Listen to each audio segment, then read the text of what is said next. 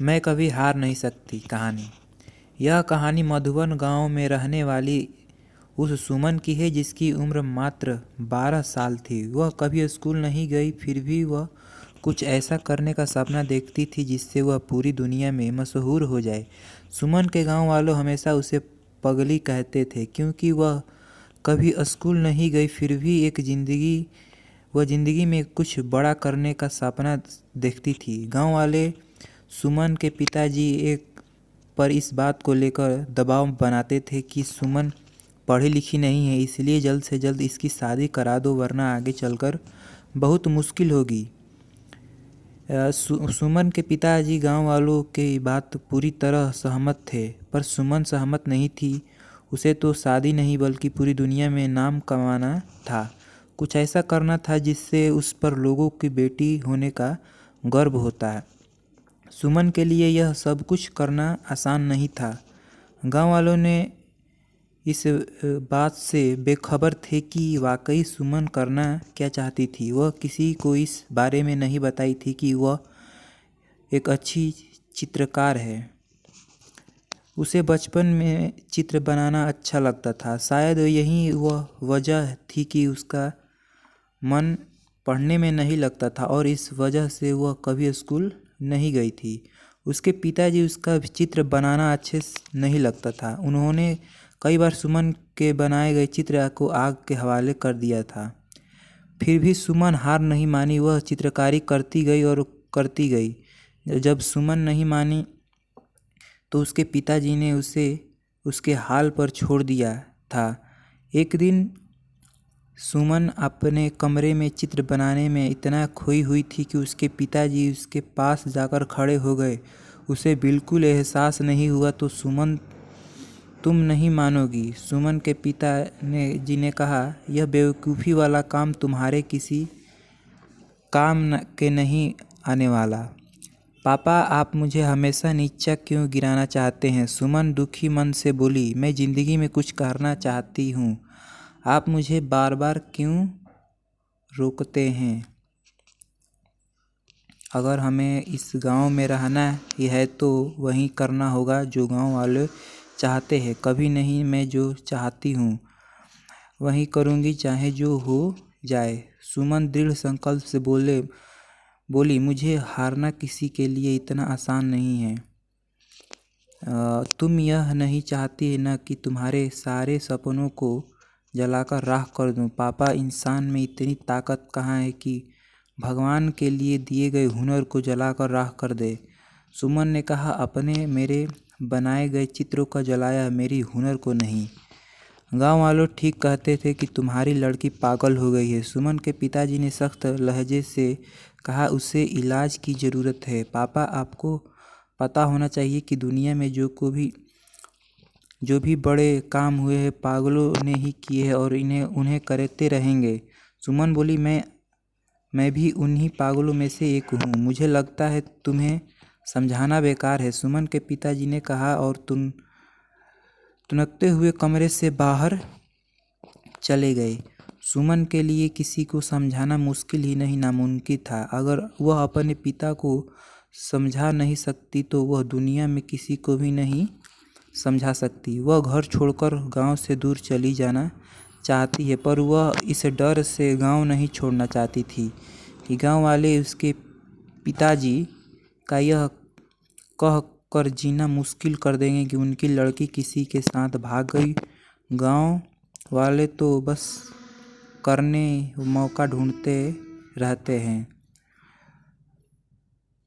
सुमन को जो भी करना था गांव में ही करना था। वह गांव वालों को सफल होकर दिखाना चाहती थी कि ताकि वे सभी अपनी बेटियों को आगे बढ़ने का मौका दे और उनकी बेटियां अपने पैरों पर खड़ी हो सके।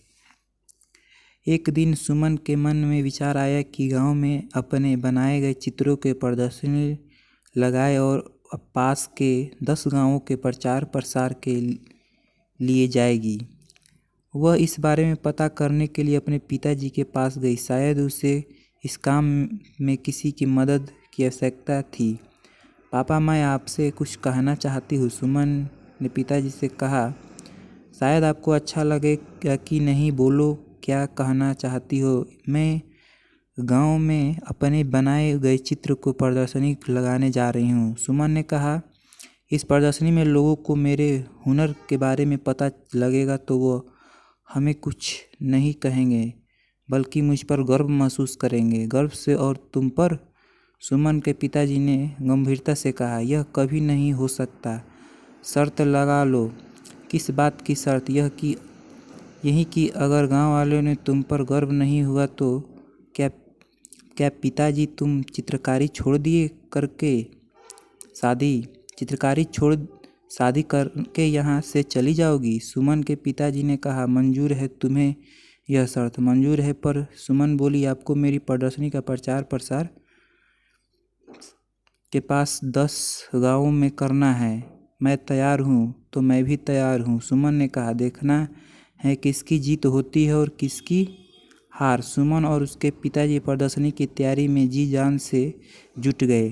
सुमन के पिताजी अपने खास दोस्तों के साथ पास के 10 गांवों में प्रदर्शनी का प्रचार के लिए गए और उन्होंने घर घर जाकर प्रचार प्रसार किया। सुमन खुश थी कि उसकी प्रदर्शनी देखने के लिए 10 गांव से लोग आने वाले हैं। तैयारी भी अच्छी खासी हुई थी और यही नहीं, 3 दिन चलने के वाले इस प्रदर्शनी को देखने आने वाले में काफ़ी खुशी दिख रही थी। प्रदर्शनी के उद्घाटन के लिए शहर से जिला अधिकारी को बुलाया गया था। जिला अधिकारी ने गांव वालों के सामने सुमन को यह कहकर शाबाशी दी कि भगवान करे ऐसे लड़की हर माँ बाप को दे, जिससे गांव ही नहीं बल्कि पूरा देश रोशन होता है।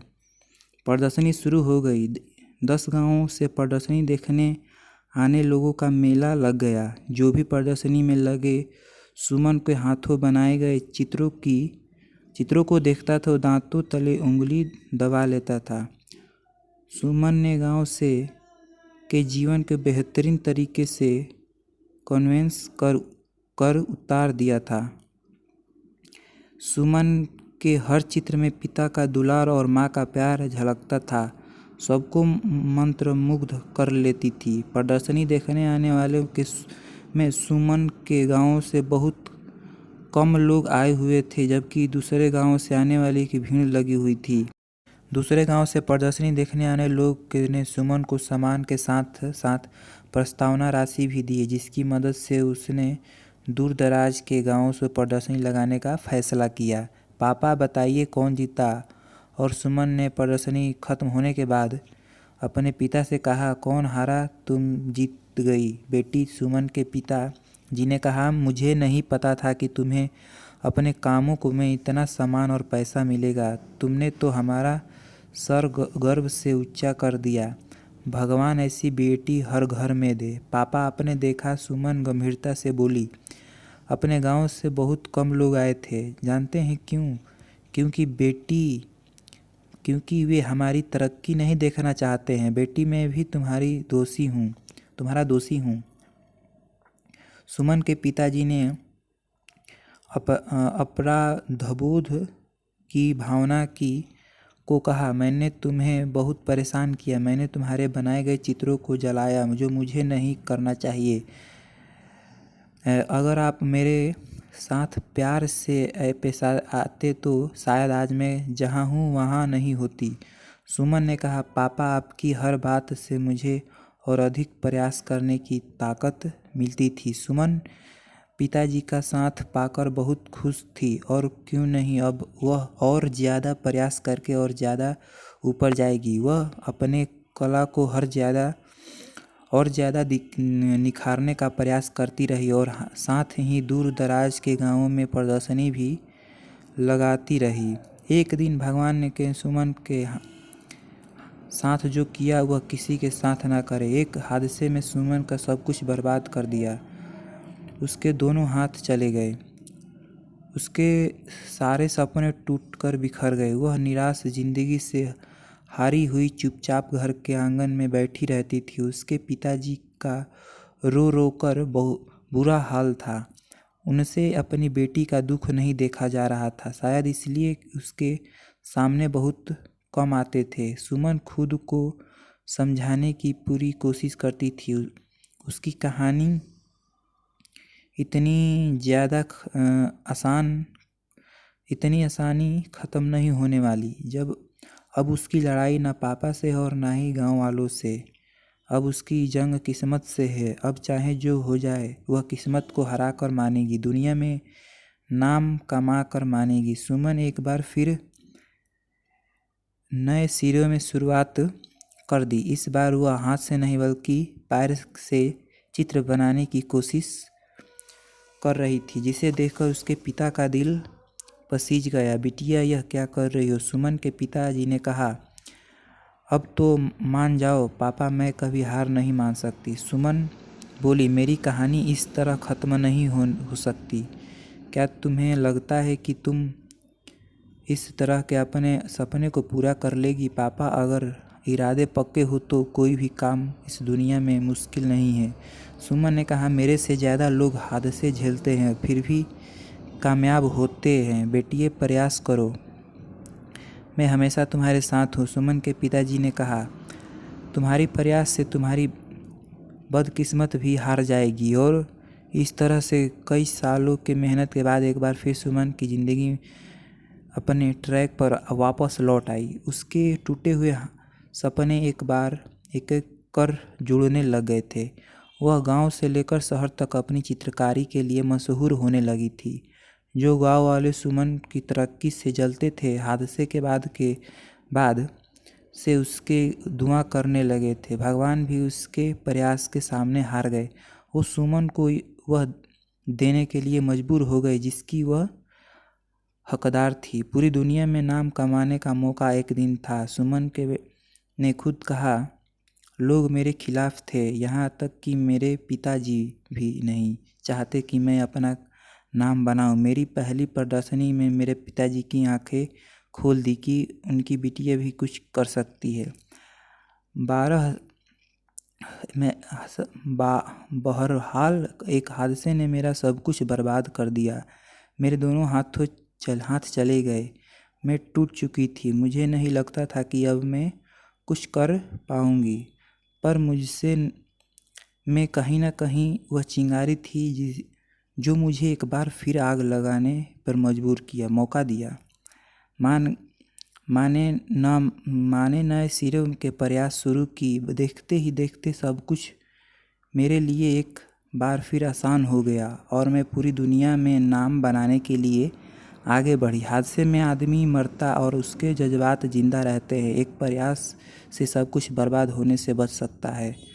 आदमी तब तक ख़त्म नहीं होता जब तक उसके हौसलों में जान होती है। यही वो हौसले हैं जिसमें सपनों को पहचान मिलती है। तो दोस्तों, ये कहानी आपको कैसी लगी कमेंट बॉक्स में ज़रूर बताइएगा और हमारे चैनल को सब्सक्राइब करना ना भूलिएगा और शेयर ज़रूर कीजिएगा। थैंक्स।